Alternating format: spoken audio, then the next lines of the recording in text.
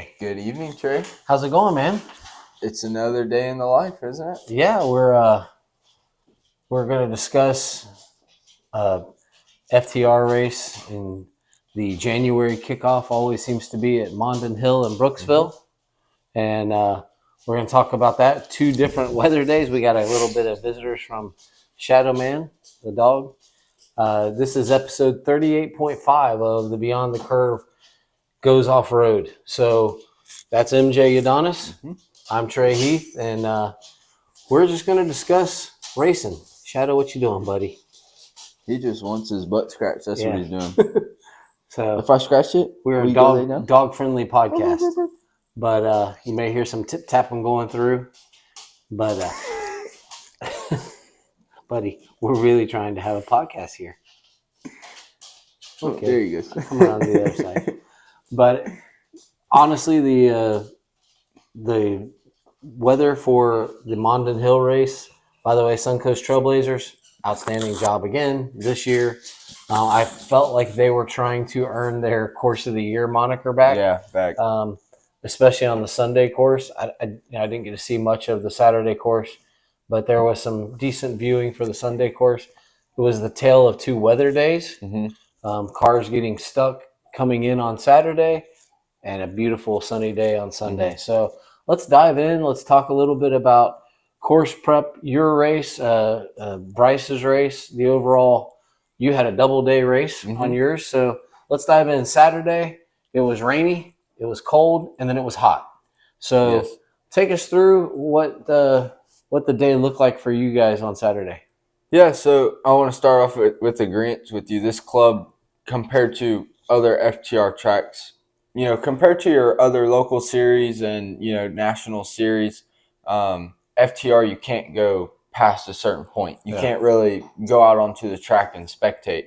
You're not really supposed to, per the rules. So this track, I believe, does a pretty good job about that with the slag pile. Is it a slag pile? Yeah. In the middle by the MX track, and then there's a little bit of an MX track, and you can actually get out and go and watch in other areas that isn't just the start finish line. So big congrats, I guess. I don't really know what you'd say to the club for making that a priority every year to give us some good viewing locations. But starting off the day, we got there around 8-ish, and quad practice starts at 9. And if you guys aren't familiar, like most cross-country series, you don't really get practice or anything like that. You just go out there and race. Well, FTR allows you 1 lap of practice if you choose to do it. So the quad practice started at 9, and however, I didn't go. Neither did Bryce, because it was still raining. It rained the entire drive up, and it rained while we were there. I'd say probably about 9:30, 9:45, the rain went away, which was just in time for me to go to sign up and for me to go out for practice on the dirt bike. Yes, I said dirt bike. I did a double header this weekend. Did the dirt bike race at 2 o'clock in the beginner class, and then turned around and did the utility quad race at 3:45. So I will say again, big congratulations to the club. They kept everything on schedule. After practice, they delayed practice a little bit to let some of the quad guys get out there because it's supposed to be from 9 to 9:30, but I think they delayed the end of it till 10 because my dirt bike practice didn't even when I got there at about 10:15, 10:20, usually they would have already sent the 65 and mini riders out, but they hadn't done that yet. So usually they send them about 10:15. So I think they delayed the start about 15, 20 minutes to allow them quad riders to get out and go. But man, conditions were very, very slick during practice. I rode with another beginner rider. Turns out I found him we actually found each other on the line at race time. We ended up sitting right next to staging right next to each other. So he leans over to me on the start line. He's like, "Were you the one I was riding practice with?" I was like, "Yes, sir." And he's like, "Is this your first race too?" I'm like, "No, sir. I've been racing since I was 4, but this is my second race ever on the dirt bike." But so it is cool to be out there racing with people that, it's their first race. They're learning just like I am, compared to on the quad side. If you want to go into it, you got to go straight to C class. And even some of those guys have been racing for 2 to 3 years. They just haven't been able to be promoted yet or haven't moved up yet. And so, very, very slick conditions during practice. And then even throughout the race, you had certain sections that were pretty slick. A lot of the track was really good. But then you just had certain sections where either the topsoil had been completely, wiped out, or it was just a low spot in the ground where that shiny dirt, you just slide over it. I learned my downfall on the dirt bike is ruts. I cannot hit a rut to save my life. Now, I never went down. I did not crash once. I did stall once, though. Did you paddle? I paddled a lot. Okay. I paddled a lot. And, I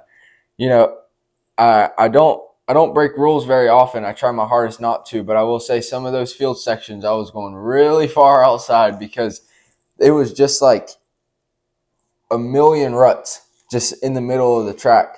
And I was just going way, way outside. I never missed a double green, I will say that. But, I was going way outside to avoid those ruts because I just could not seem to just get both tires in one. It was always cross-threaded everywhere. So it just opened a new perspective for me on how, some of these guys might be pretty slow, but gosh darn it, they're technical. Most of these guys know how to hit a rut and go straight through it. But it definitely brought it into perspective for me that, So you guys, for the Saturday track, it's a modified track. They don't run quite a few of the areas that the dirt bikes just run on Sunday. Mm-hmm. You don't have the canyons. You didn't have the you guys would have run the motocross track, but it was still underwater basically correct. Saturday. We don't have the claw. Yeah, you don't run the claw section. That would be terrible. That was pretty awesome on Sunday, and we'll dive into that. But you do run the fields. Mm-hmm. You do run the 500. You run through some of that wood section where we had the chance to watch you guys. And then they kind of cut off some of the other smaller sections that you guys the quads just can't get into. Like there's correct. Really no way for them to run. Yeah. So the bikes run that same course. What was the worst part of the track? I mean, just from viewing, the 500 looked fine because it's pretty sandy. Yeah. But how were the fields? We couldn't see the fields. So on the dirt bike, the fields sucked. Mm. That was my worst part of the track on the dirt bike. Because you're just wallowing everywhere? Exactly. Yeah. I was just sliding everywhere. I couldn't keep it straight, which probably user error, probably rider error. If you had somebody like you who's been racing for a while, or, I'm sure some of those pre-mod A guys weren't having any issue at all. But when you take a guy who probably has 5 hours on the bike total out of all of the times, that was probably my worst section. There were a couple hill climbs that we hit that they took out for the quad race, but the bikes, we did it. I will say I took the easy line. I have no shame in that. I definitely took the easy line. But even the easy line was, because it was slick, it was still pretty technical. Was it in the wooded area or was it out there in the field section? It was in the wooded area. Okay, yeah, those can be a little technical. I know what you're talking about. Yeah, and I saw it during practice. Actually, during practice, there was no easy line. I made my own easy line, which they then turned into the easy line during the race. They actually arrowed it and put caution tape up and stuff to direct you there if you didn't want to do it. But, man, when I'm sitting at the bottom of that hill during practice and a 65C rider comes up next to me and just goes straight up it, and I'm looking at it like, how did you just do that? Like, how did you just go up it like it was nothing? And then I'm looking at myself, I'm like, no disrespect to this little kid, but I'm like, you're 18 years old. That kid's probably 8, just got onto the big track, and you're 18 and have been racing since you were 4. Just hit the dang hill. I'm like, nope, I can't hit the hill. I don't want to get stuck on it. But going up is not always so bad. It's when you get to the top and you got to figure out, okay, now I got to come down. Yeah, and that front brake is sometimes your friend, but sometimes it's not your friend. Especially when it's slick. If your front brake locks up, you're. Yeah. I didn't really have a bad part on the quad. Probably just because I am a lot more skilled on the quad. There wasn't really anything that was technical or I didn't like. I guess you could say I'm not a huge fan of the pine section we run. If you know what I'm talking about, it's by the road. Yep. I'm not a huge fan of that, mostly because it just gets super whooped out and you're in between two, you got pines. On the dirt bike, it's not too bad because you're not as wide. But on the quad, you're trying to go fast through these whoops. And I wouldn't say it'd be too hard on a 450, but trying to hit the whoops on the 4x4 and make it through the trees at the same time, it can get a little technical. But I'll tell you what, compared even just a little, 45-minute difference, 30-minute difference from the time I got off the dirt bike to the time I got on the quad was a huge difference in the track conditions. Yeah. When I got on the quad, the track was prime. It was perfect. The only thing is in the fields, just the way that you can just dig so deep in the fields, it just was bogging everything down, It wasn't like you couldn't really just go wide. You had to go wide open to get anywhere because it was just wanting to suck you in. It's like, how the mud's so tacky there. It just wants to suck you in. So, but other than that, and the track was perfect come the quad race. So I'm sure on Sunday the conditions were absolutely prime. By the time you went out for the quad stuff, we walked back over. So we were watching you from on the bike, and then we walked down a little bit. And from the time of your bike race to the sun coming out, it got up to 78 degrees, I think, and it was hot. Mm-hmm. And when we were walking beside the MX part of the track, it had started tacking up. Yeah. Like I could feel it in my boots. Michelle was funny. She's like, I don't want to fall. I'm going to walk out here. Like it's dry out here. Yeah. But biggest thing we noticed the difference on during the quad race was the area we were watching. It was so tight. Guys were starting to create some more lines on the quad side. But that dirt in that area, even though it was in the woods, didn't seem like it was really that slick. It looked like there was decent grip in it. It was if you got into those parts of the woods, I don't know if further back, if it maybe the ground is a little bit lower, but up front, right by the finish line and everything, those woods were really, like where you were at, those woods were really, really nice. How was it coming to the finish line? Because that always looks slick. That area out by it was sloppy. Yeah. Especially that was the section on the bike that I probably paddled the most, just crawling through it. As we came in and out, it looked, even at the end of the day, it looked kind of like not gummy, because gummy would give it more. It was just almost snotty, looking. And then Sunday morning when we came in, it still had that consistency. But that's that slag stuff, the limestone and everything. Yeah. It gets that slickness to it. But no, Saturday, I think as a fan, it wasn't great viewing, but they did allow us to kind of get down off that hill and then go watching the wood sections there. And Michelle and I had found we kind of walked down that area some and found we actually got on top of a hill to watch the quads up a little bit. And poor guy flipped over. At one point, the section you're in the woods and there was like you kind of went up on the edge of the hill and then made a sharp right. And then there was a whole bunch of roots. Yep. So right there in that section, I'm like, man, why are they getting up there? So I climbed up and we're watching a really cool viewing area. Poor old guy, he flipped right in front of us. He was a big boy. We were really worried that the quad was going to keep rolling on him, like rolling. Mm-hmm. And I ran down real quick and I'm like, are you okay? And I swear he told me no. And then he stands up and we're like, oh man. Because he was a bigger boy, the quad didn't roll all the way. He kind of stopped it from rolling further. And he got himself up. I didn't help him at all. He got himself up. I'm like, are you all right? And he's like, yeah. And then he got going. And literally when he made it through that rooty section, he just stopped and took a little break. But I don't know if he was okay or not, because, the quad did land on him and roll on him. But I wanted to throw out some props. I know that I'm a bike guy, and I hang around a lot of bike guys, and us bike guys bash the quad guys. But I want to say this. I'm going to put it out there. We all may bash the quad guys. But the badasses at the front, they're fast. They're fast. Like, they were going through some tree sections that we were kind of like, I don't know if anybody can make it to that slope. Oh, okay. There's a new line there. Okay. they're fast. And I saw another bike guy, which I will not mention any names, older gentleman, very fast bike guy, was like, dude, those guys are fast. I'm like, yeah, they are fast. Yeah. So speed is speed. I don't care if it's Formula One. I don't care if it's go-kart racing, lawnmower racing. If they're fast and skilled, they're fast and skilled. Agreed. That being said, the women. So if I'm a woman on a dirt bike, I can ride a 125. I can ride a 250.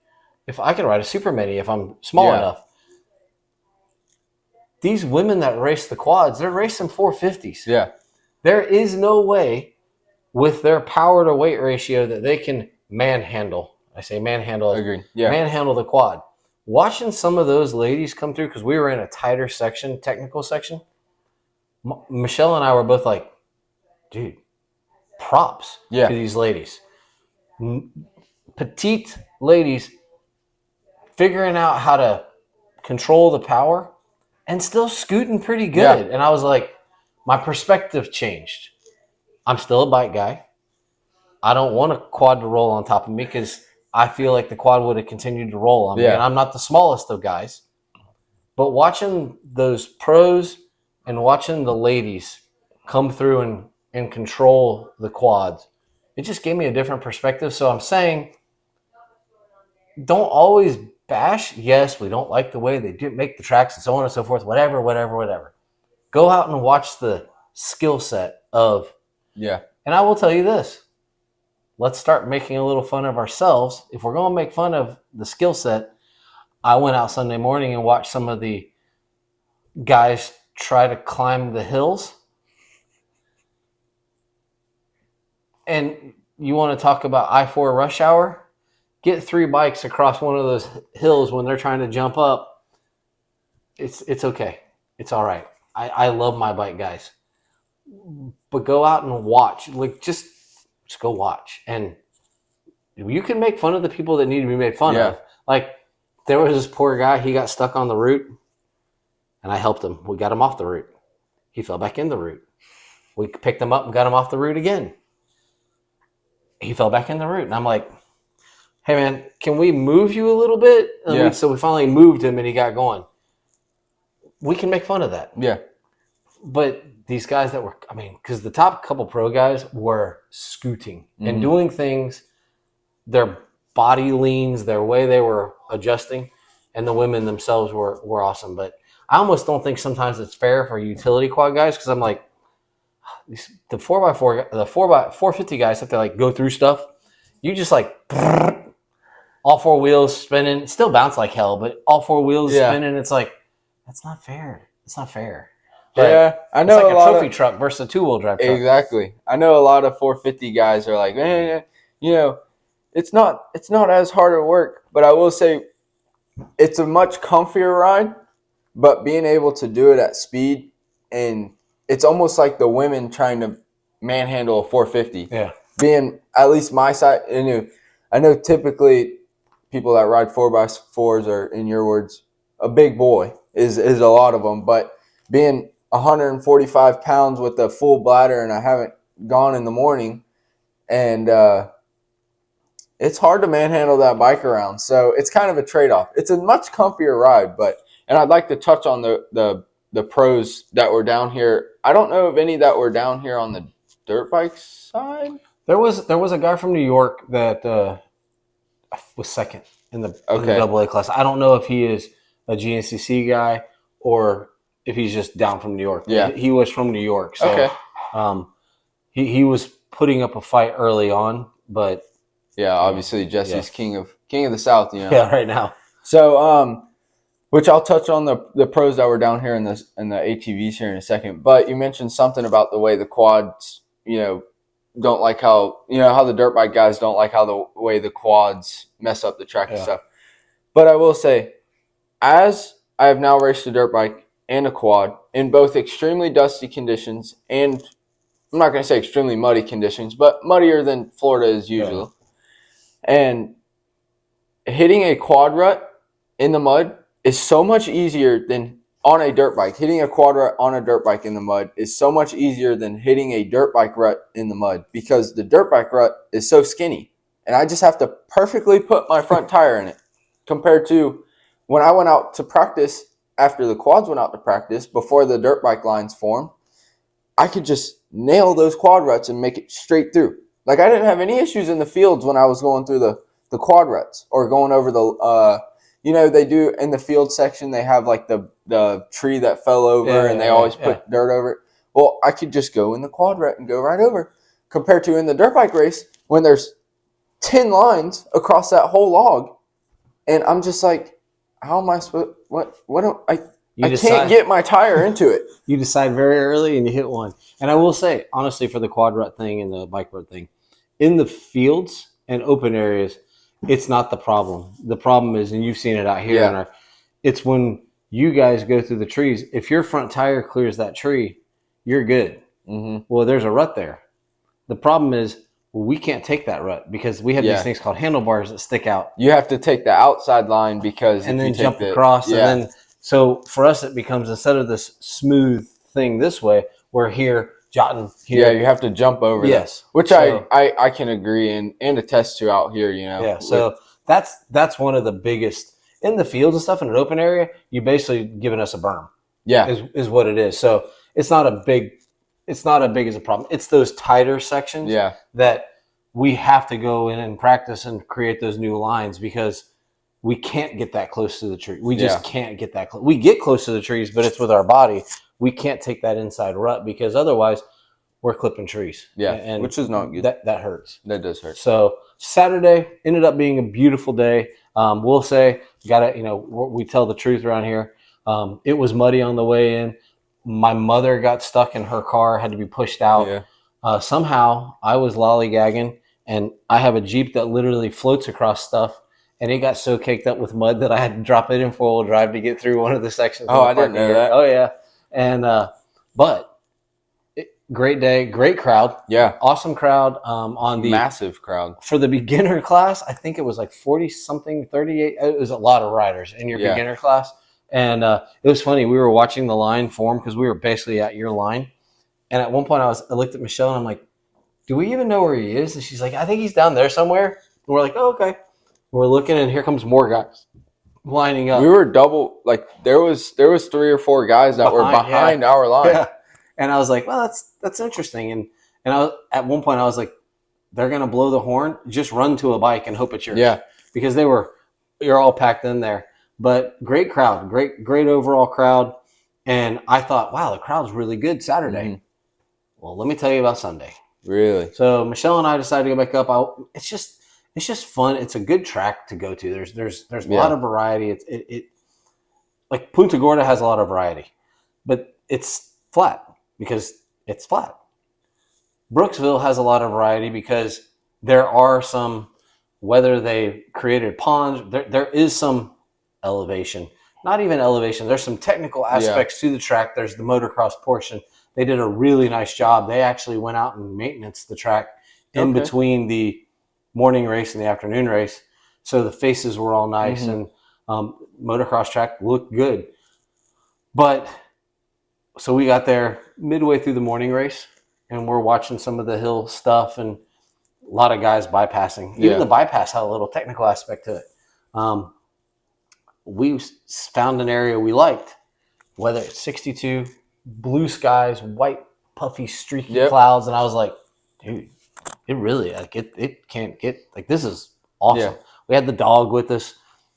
And I turned around. I heard the horn go off, and okay, here come the AA guys. Because the motocross track the end of the motocross track was literally within the first 2 miles of the course. So they hit the 500, they hit the one section of the woods, dove out, did the motocross track, and then we're into the claw section of Mondon Hill. Yeah.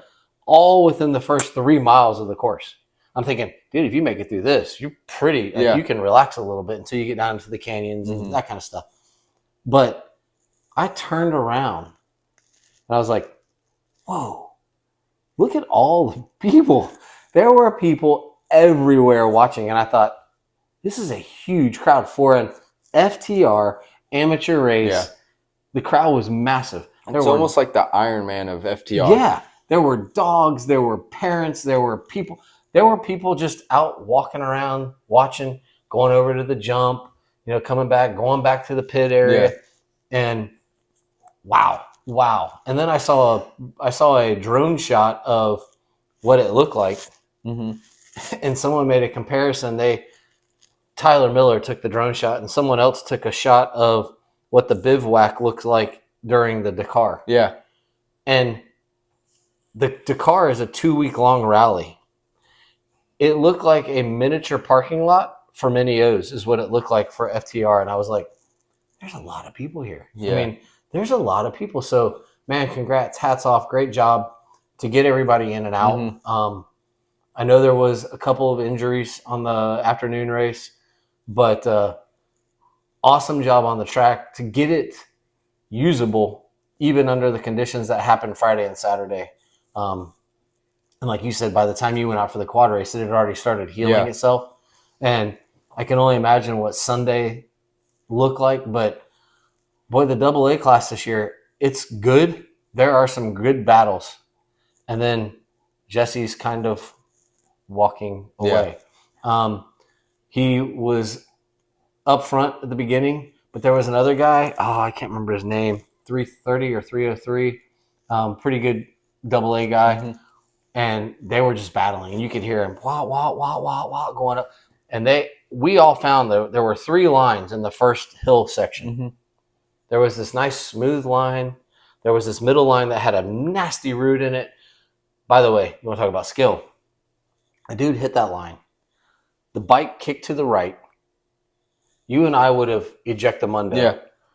The bike kicked to the right, bounced off a tree, straightened itself back up. The guy got on the gas and rode it off, and I was like, see, I don't have that skill. No, I couldn't do that. I don't have that skill set. I'm never going to – because as soon as the bike had kicked to the right and I knew I was going to hit the tree, I was probably thinking I'm out. Yeah. But I would have just let go. Yeah. So these 2 lines, but then there was this one line that kind of went up sideways, and you had to jump. You had to jump. And if you jumped up to a certain thing, you basically just went right back down the hill. Yeah. And I'm like, I don't know which line. Here they come down the hill. Boom, boom, boom. All 3 of them take the far right line. Boom, boom, boom. Jumping. And then one guy didn't jump it far enough. Got stuck in the tree. So they were going different ways. And then as they come through, the AA's, the A's, B's, then all of a sudden, it was like taking a pack of Legos and just throwing it on the table. There were bikes and bodies everywhere. One guy fell on the far right line, got stuck in the trees, got himself cleared out, fell down the hill into out of bounds basically. So people ran over and helped him. He got up and then had to take the bypass. And I'm like, wow, how much time did you just possibly lose? But they were all clearing the step up. They were clearing the tables. They were clearing everything. And the racing was good. And then we waited for the second lap. And not to make this the Jesse Ansley show, but he steps up to a completely different bike, new sponsors, new stuff, doing his own program. And all of a sudden, he's got a 30, 35-second lead in one lap. Yep. And he ended up winning by 4 minutes. How was his start this race, though? Because I know, he's not known for his start. We actually did not go over to the start. We stayed over by the Claw motocross area. But by the time they got to the motocross section, if he wasn't first, he was second. And they were on each other. It was like nose to tail. If one person bobbles, they're all going down type thing. But the racing was solid. And when I was joking about the C class and B class guys, there was funny. Some of the back end B guys, which is me, I'm not making fun of that. I was a back end B guy, or the C guys, they would look, they'd come down the hill and they'd look and people would be pointing to them and they'd be like, no.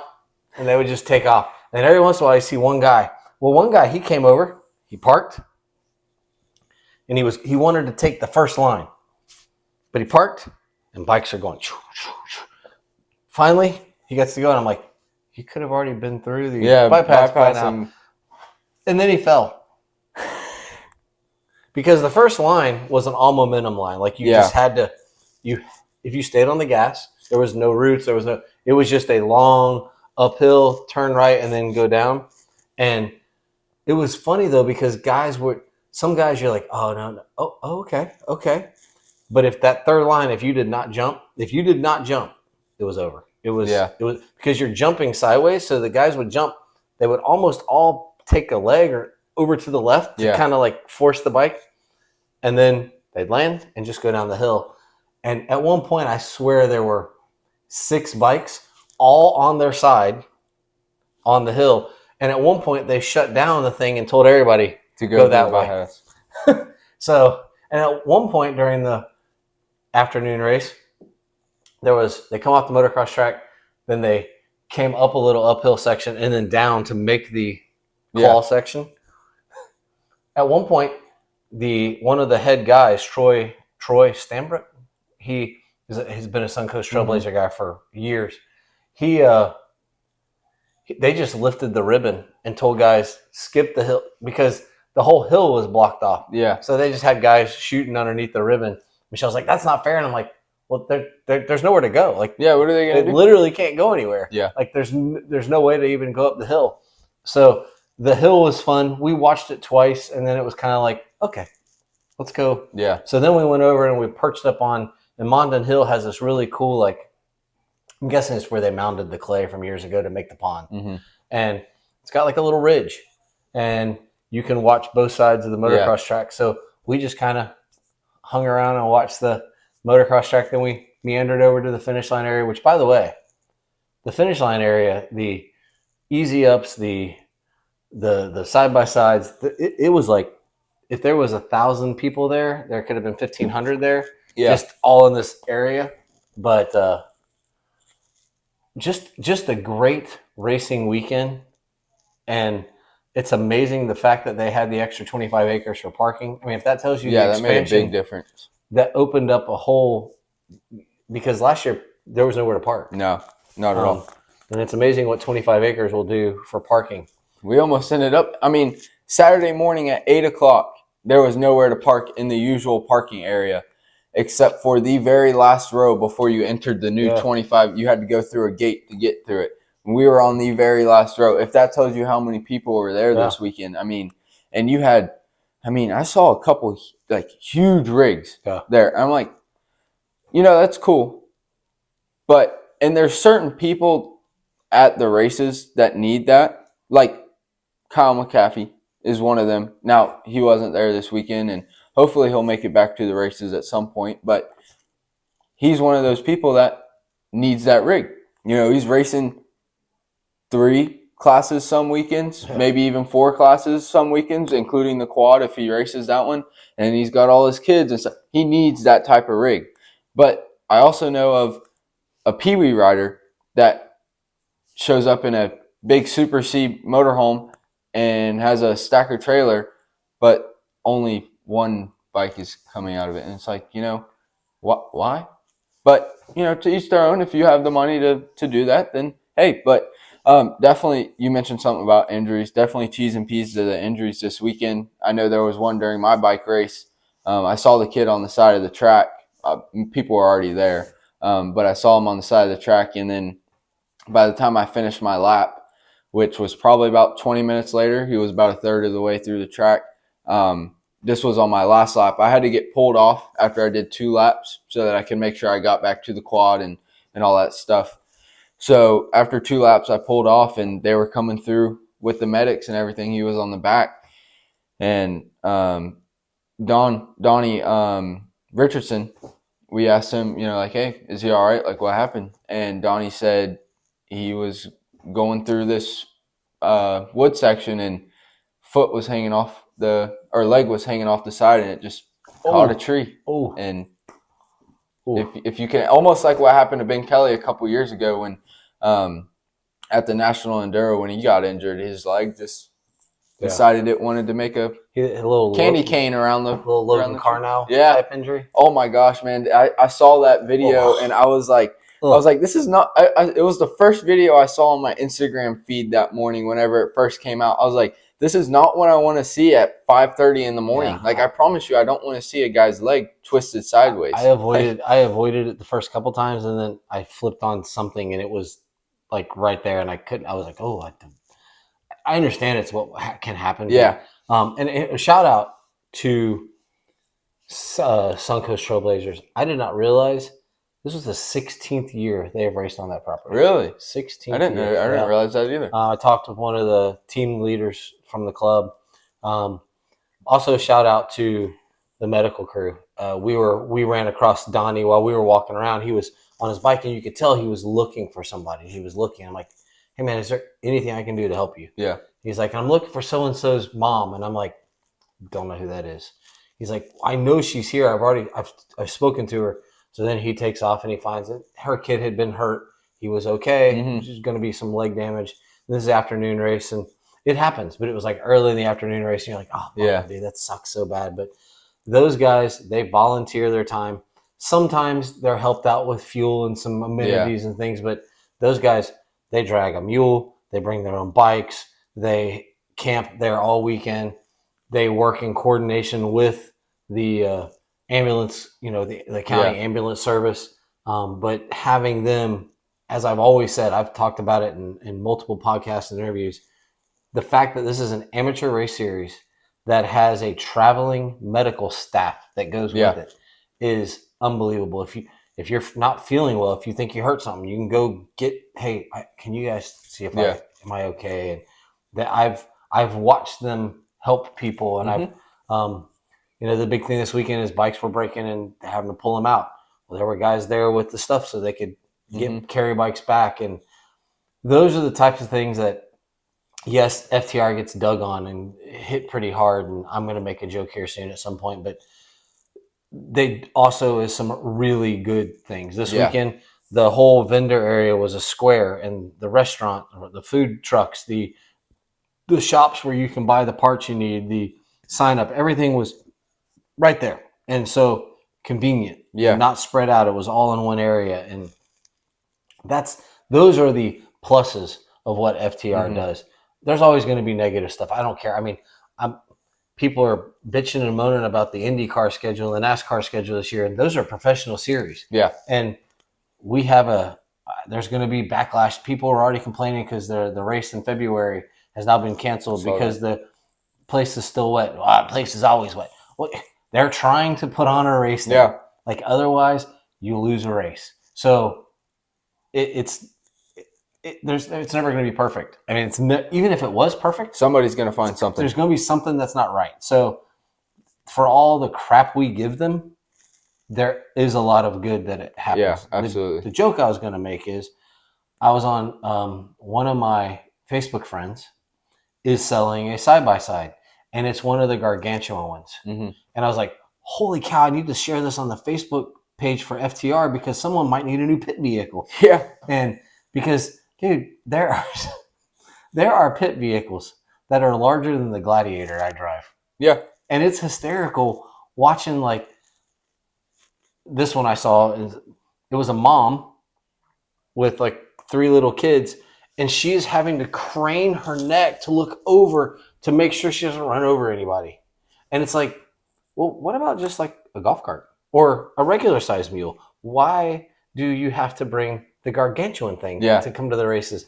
But no, it's just, I saw that on one of my friends is selling. And I was like, dude, I got to share this on the Facebook page because someone might need a new pit vehicle. Yeah. Somebody, I'm sure we all know people that would love to have that as their pit vehicle. But overall, FTR, that was that was the halfway point, or the next races, I can't remember, but I think this was round 5. So the next one will be the true halfway point.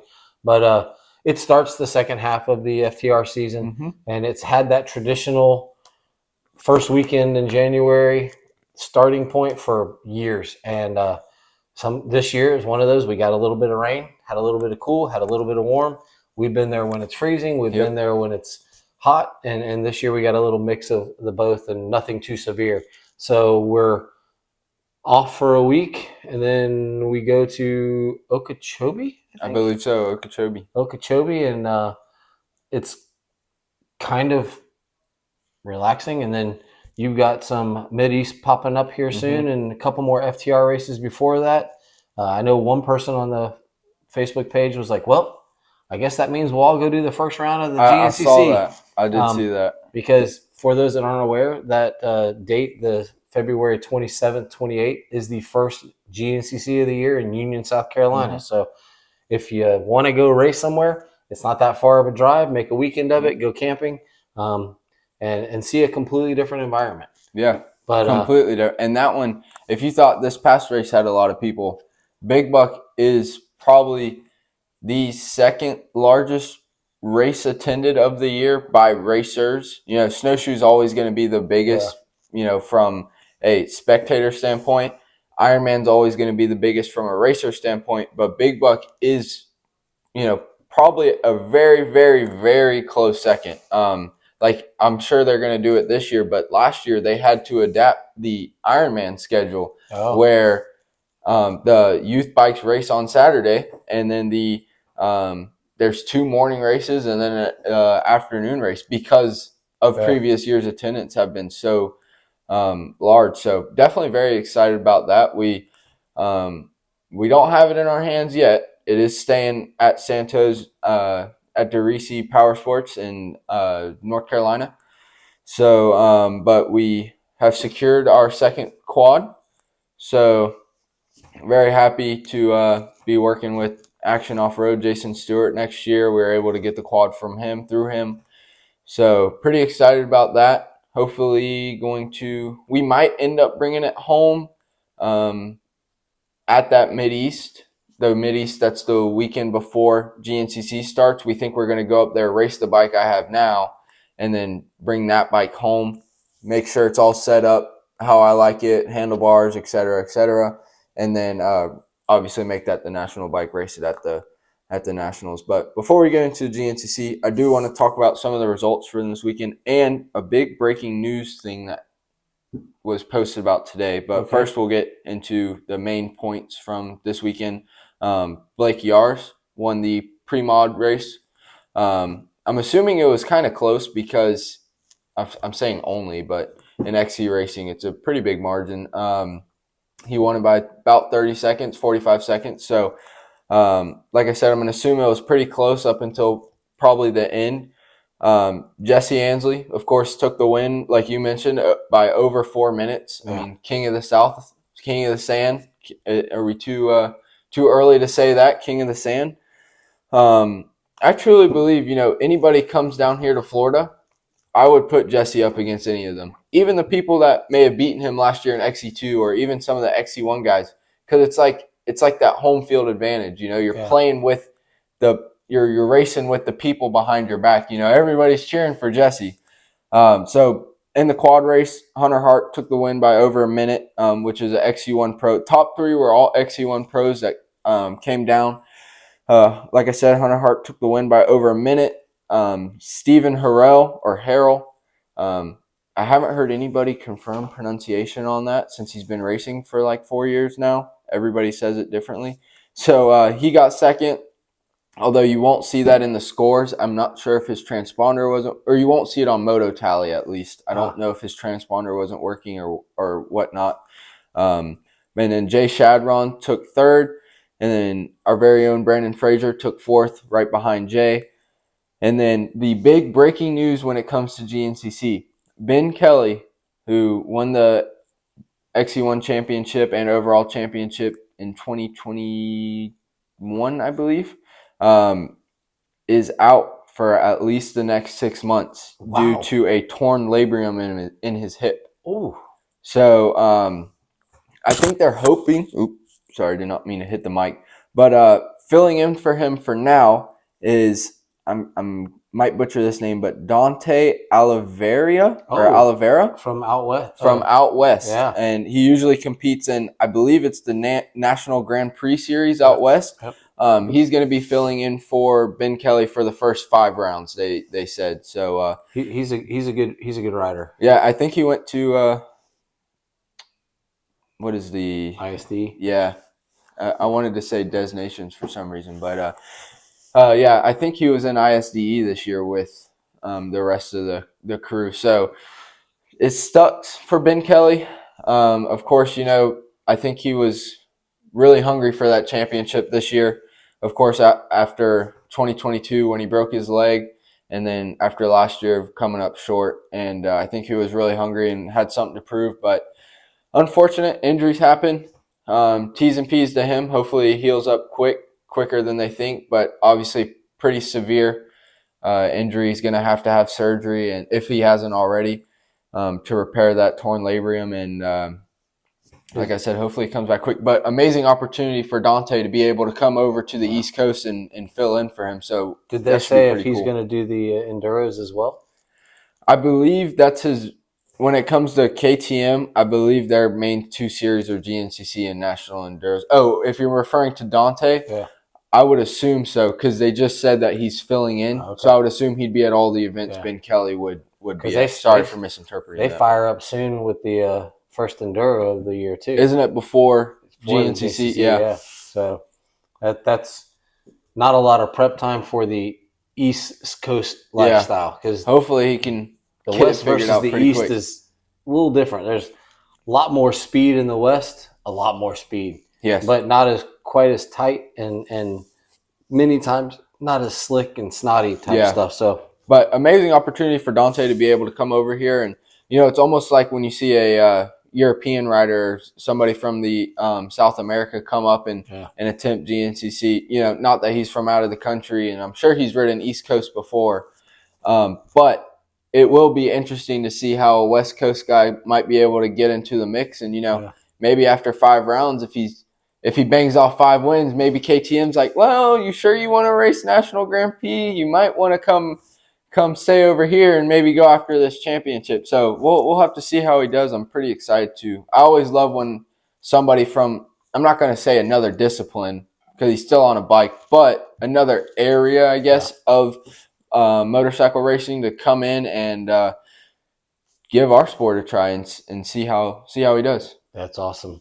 Speaking of coming over, we are the off-road part of this podcast, but any quick takes on Supercross and Anaheim 1 stuff? So I'm not gonna lie, I still have not watched the race yet. I'm I get home from work and it's working on other stuff, but I'm hoping to get to watch it soon. But of course, social media, get to get most of it there, clips online and stuff. Congratulations to Jet. I don't want to be a Jet fanboy. I'm not a Jet fanboy. Honestly, I'm always rooting for the underdog. So I guess you can maybe call him an underdog, but the guy went 22-0, so you can't really call him an underdog. But congratulations to him, first rider in history to win their first 450 main. That was pretty cool. So he will be holding the red plate. I'm pretty excited to see Chase doing as well as he did. Of course, I'm sure he wants to be in the center of the box, but we all know switching teams, switching bikes is not the easiest.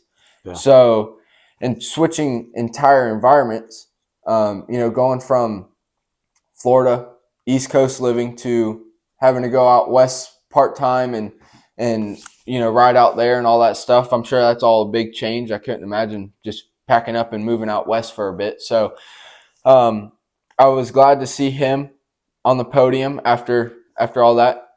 And, like I said, I haven't seen the races, so I can't really comment too much, but devastated for Cooper Webb. I'm a big Yamaha guy. I don't really care who's on the Yamaha. I'm just I like the brand. I like the team. I like what they're doing. So, of course, Cooper is a Yamaha guy, and I just like Cooper anyways. Long story long. Devastating, what could have been. And you're good. Come on in. Howdy. But we have company. Oh, dogs. And puppers. Oh, it's all good? Okay. But yeah, so that was pretty cool. For that, I saw more 450 stuff than I saw 250 stuff. So again, I can't really comment on 250 stuff, but what do you think about RJ? Do we think this is finally the year, or are we going to speak too soon on it? But from what I've heard, he's pretty comfortable and looked good. He looked good. He looked smooth. If he can maintain smooth RJ and not balls to the walls, and not do crazy RJ things, what happens when Jordan Smith gets a good start and gets ahead, or Levi? He kind of got control of the race and maintained control. And it's one of those things like he has the time in the class. He's one of the most mature riders in the class of time-wise and age-wise. So really, if you think about he and Jordan Smith, it should kind of be them too. Obviously, you have Shimoda didn't look fabulous to me.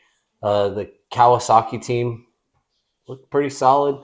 Feel bad for Thrasher. I think he's going to be okay, but he kind of did a Cooper over the same jump, and he landed a little bit harder on the shoulder.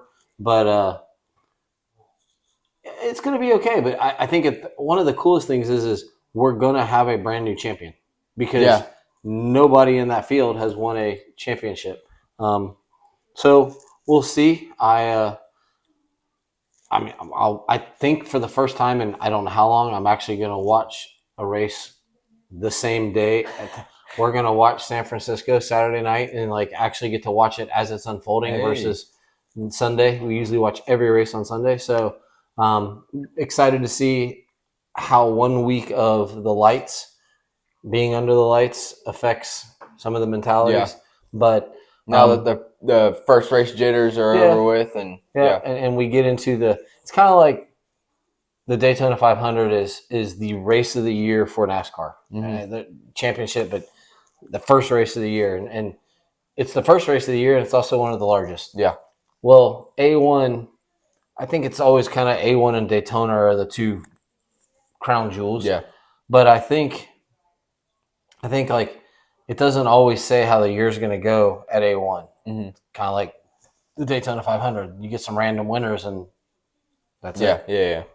But a lot of the main players were up front at the start of the season. So we'll see how it goes. You know, man, I feel bad for guys like Logan Carnell and Justin Starling because they're both good guys and they had crap nights. And not to say they're going to make mains, but not even to get the chance to make the main is tough. But we'll see. I don't want to dive too far in, but we are going to be on a week break because there's really nothing happening in the off-road world next week. So there won't be, especially in our off-road world. Yeah. So we won't be on next week. Our next one will be, I guess, after the Okeechobee race. I would agree. We'll dive in on that, and we'll go south. And is this the Rux Dairy one, or is this because there's two different places that we raced on there, and one of them has always been a fun. I've always enjoyed the track. Yeah. I look forward to. We kind of get into our south swing a little bit, but if I told you which one it was, I'd be lying because I have no clue. I just put the directions in the map. But speaking of shoulder injuries, do we want to touch on freezing? You know, I honestly the start one at the start, he had position. Everybody has a brake pedal. It is nothing against the rules in Supercross and motocross to pinch off somebody if you're ahead of them. So especially the video I saw, it looked like he had at least half a bike length, if not 3/4 of a bike length. And the only way to get position in those is you start pinching people off. I cannot even comment on the second incident. I know that Dean Wilson is not happy, will not be happy, isn't happy. But let's not forget that there were a lot of other people laying on the ground after that incident. And Logan Carnell is now probably going to miss the whole season because of that incident. AMA ruling came out, nothing. No recourse is going to be done. So they saw nothing wrong with it. Everybody, I'm not a Vince Freeze fan, but I look at things through a lens of I have to look at it from the outside. Yeah, absolutely. And was it a gnarly move in the first corner? It was. But had someone at a higher level done the same thing, it wouldn't have been talked about. No one would have said anything because the racing incident. Yeah, now the second one, I know there is video out there. I haven't seen it, but I can't comment. But it would not surprise me. It was I did see a video because I'm a Dean Wilson fan ever since he was a 250 rider. You know, I watched him growing up, Now, I'm not a crazy Dean Wilson fan that's going to go comment on Vince's Instagram and, oh, you douche, you shouldn't have done blah, blah, blah. I saw the video. I don't think it's as bad as Dean's making it out to be. Now, I didn't analyze the video. I saw it through the feed, and I watched it and scrolled by it. So, I mean, I can't comment on it much more than you can. But, I mean, I think what makes stuff like that worse is that it's so far back in the field. But if you look at it from their perspective, each position is hundreds of dollars, which they need to make it to the next race. So, I think if it was a pass for the lead and Eli did it to Chase or Chase did it to Anderson, it would have been a pass for the lead. But I think, a lot of people are like, I don't know what position they were in, but let's say 10th. Vince did it for 10th. And they're like, what are you doing that for 10th? Yeah. So I kind of see both perspectives of it. It's the first race of the year. Do we really need to be that aggressive? It's not like you're battling for a championship bonus here. But also at the same time, if you look at it from their perspective, and a lot of those privateers, they're living off of bonuses that they earn from commission or from contingency. So, going from 11th to breaking into the top 10, which again, I don't know if that's what the case was, but if going from 11th to breaking into the top 10 means an extra $500 for the weekend, that's an extra $500 that they need to make it to San Fran. Yeah. So I see both sides of the coin. Again, if, like you had said, if somebody else would have done it, I don't think it would have been talked about. But since Vince has such the reputation and all that stuff, it's kind of like the history is there, and I think the problem is the history is there. I think it was like Barsha a couple years ago when he would he'd just go for your front wheel. Like Bo would always say, he's going to take you out. He's going to go for your front wheel. Now he's cleaned it up a bit. So do we have hope for Vince? Like, is Vince going to go the Barsha route and clean it up, or is he just going to keep doing Vince things? I don't think so, because he's been doing it. I mean, Jason Thomas raced with him in 2010, 11, 12, and I mean, it's 13 years or more of the same. Yeah. And the problem is, like I said, I'm not a fan, nor am I against. It's one of those things. You have a reputation. The only way to change the reputation is to not do those things. Yeah. I have heard that off the track, he is the nicest guy. I've also heard he lives a very quiet life. He does his thing. He just does his thing. I have heard when he puts on a helmet, something triggers. And Moto Concepts also has a different bonus structure. They have bonus structures like if you finish 11th through 15th or something, and if you do this, and if you finish here, and so he's always racing his own race. Yeah. I just think his name is brought up in so many incidents that whether this one was legit or this one was bad, everybody's like, well, don't you remember when he did such and such? Yeah. They don't look at each incident because his name is brought up so many times that it doesn't matter anymore. Yeah. He is guilty by association. And like the start one, yeah, it was aggressive. But man, when you're ahead, oh, I'm sorry, I better let you go. No, man, everybody on that track, I know it was a right-hand start corner. Everybody on that track had the ability to roll off the throttle and hit the brake and say, all right, I'm not going to do this. Yeah. But guess what? They're all also racers. I think we need to be fortunate that Hunter, man, talk about taking a ride.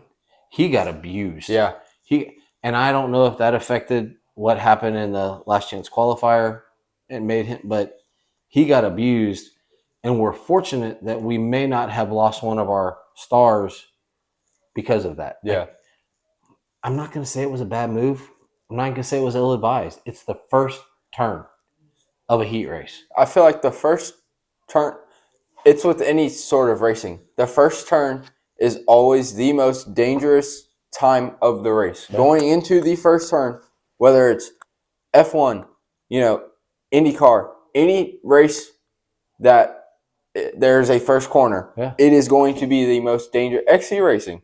Yeah. How many crashes do you see in the first corner? Yeah. I mean, it is the most dangerous part of the race. So it's where cojones are earned, and it's just one of those things. I feel bad for the guys that were involved. If there is fault, then it's going to be dealt with. There's going to be frontier justice. Yeah. And guess what? If they feel like that's what needs to be done, they'll do it, and they'll pay the fine. They'll do whatever. Like, do we see Dino retaliate in San Fran, or? If he can catch him. I mean, Dino hasn't been said. Yes, he had a great Australia, and he's done some good. Yeah. But why was he riding with Freeze? Yeah. Why was he there? If he's, did he have a bad start? Did he put himself in that position? Can he catch Freeze? Like, all situational. The problem is if you're constantly thinking about getting that person back, are you thinking about your race then? Yeah. So I don't know, man. We'll see what happens in San Fran, but it will be talked about. It's been talked about. I don't think there's a show this week that has not spoken about it. And some of the takes are interesting. RV and Ricky had different thoughts on it. Steve Mathis had different thoughts on it. Bubba Stewart had a different thought on it. Or James Stewart, sorry. Bubba, you're from Haines City, and we know you when you were a kid. You're Bubba. You're Bubba. But James had a different thought on it. And the racers have their own thought on it. Us people that sit and watch, it's like people that go to NASCAR races for the crashes. Yeah. Some people are like, oh, did you see what happened? And it gives us something to talk about. As a pure racer, I hate it. I hate it because getting hurt sucks. Yeah. Falling sucks. And in a short, I have 2 hours to recover if I fall. These guys have 6 minutes in a heat race. Mm-hmm. It's hard. It's almost impossible. Yeah. So I hate it. I hate it for him. I wish there was a little difference in his mindset, but I also know he's been around for a long time and made a living not changing. Yeah. So I don't know. I mean, I don't know. Well, I guess we'll see. We'll see. We shall see what happens. But anything else to bring to the table? Literally, since we're at a table? Yeah, I don't think so. I think we just take the next week off, recover. We're filming this on a Thursday, so we got about another week and a half before go time, and we will get back with you guys after that, and we'll have 2 weekends of Supercross that we can touch on. Because, like I said, last podcast when we were talking about Auburndale Speedway, I don't mind touching on some other aspects of racing. I call it roundy round pavement racing. Roundy round pavement racing. Roundy round pavement. So I don't mind talking about roundy round pavement racing, or as Moto Memes likes to call it, pointy boys racing with Supercross, or even if we get into some road racing, IMSA, or let's say the Kentucky Derby rolls around. We might even talk about the dang Kentucky Derby. Who knows? But that is all for me. And before we sign off today, it is my sister, your mom's birthday. Yes. So, Michelle Udonis, happy birthday. Happy birthday. And enjoy your ice cream. For MJ Udonis, I am Trey Heath. This is the Beyond the Curve Goes Off-Road. And it's all sponsored by Michelle and Trey Heath Real Estate. Y'all have a good one. Bye-bye. Bye-bye.